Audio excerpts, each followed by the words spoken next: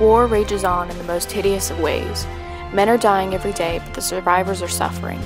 Watching your friends die in front of you, hearing the cacophony of bombs and gunfire, feeling the grime and dirt build up on your skin. Life on the war front is not easy, never has been and never will be. For every soldier, it becomes a way of life. Animalistic instincts take over because it is the only thing to bring them to safety.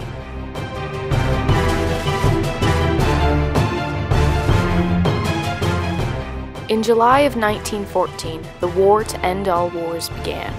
The nations of Europe formed alliances. Germany, Bulgaria, and Austria-Hungary made up the Central Powers. Great Britain, France, and Russia, as well as others, made up the Allies. At the beginning of the war, Germany had a strong strategy, but as the war wraps up, Germany has started to tire out on the Western Front.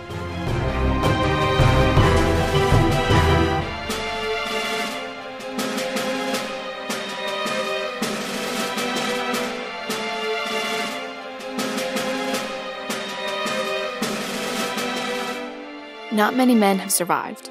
Paul Baumer, Albert Kropp, Hans Müller, and Stanislaus Kaczynski, 4 friends and comrades from the German army that have made it thus far, have agreed to an interview about their life on the front.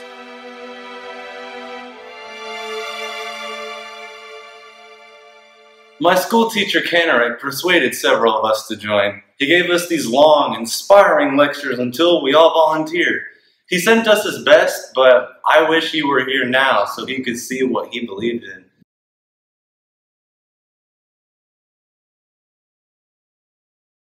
It's hell. It has ruined everything for me. 2 years of shells and bombs, a man won't peel that off as easily as a sock. At this point, going back almost isn't even an option.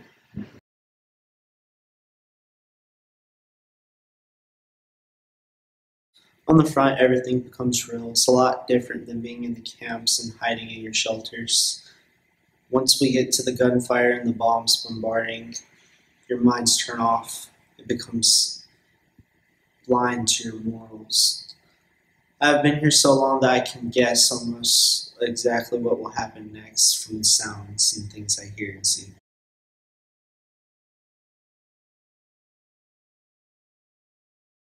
We laugh as much as the war will let us. It distracts us from the now and keeps our minds in check.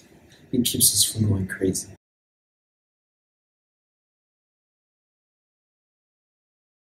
That would probably be my boots. I am so proud to have them. And I know that if I don't wear them, then I could die. They are my saving grace, and they came from my dear friend Remarque, who died of a gangrene infection.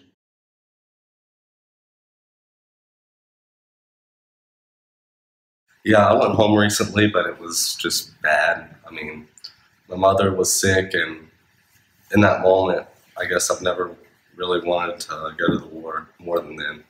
So it was hard.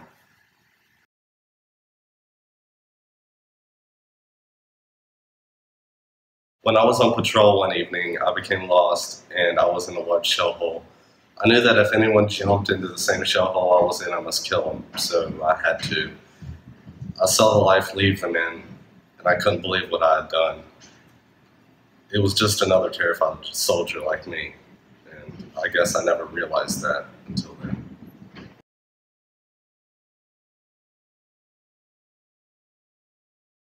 A bit of a shrapnel entered my leg and I required an amputation. I wanted to end it after that, since I didn't want to live as a crippled. I couldn't handle myself, but I was in the hospital with my other men, so I put it off. By the time the war ended in November of 1918, about 10 million soldiers died and many more were wounded. The surrounding terrain was forever ruined by the trenches and warfare used. However, the lasting impact of the war truly lives on in the survivors. Unfortunately, the 4 brave men we interviewed were not among those. As they lived, the harsh reality of war was played out uncensored. Their experiences will never be fully understood by us, but they will all live on in our hearts.